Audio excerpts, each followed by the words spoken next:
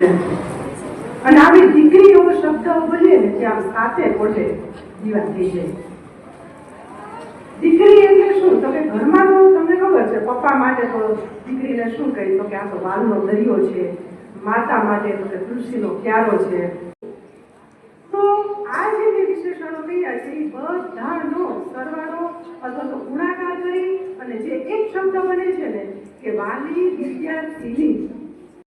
ધોરણ 10 માં અભ્યાસ કરતી આ સ્કૂલમાં હતી અને મેં 11 ગ્રેડ પ્રાપ્ત કરેલો.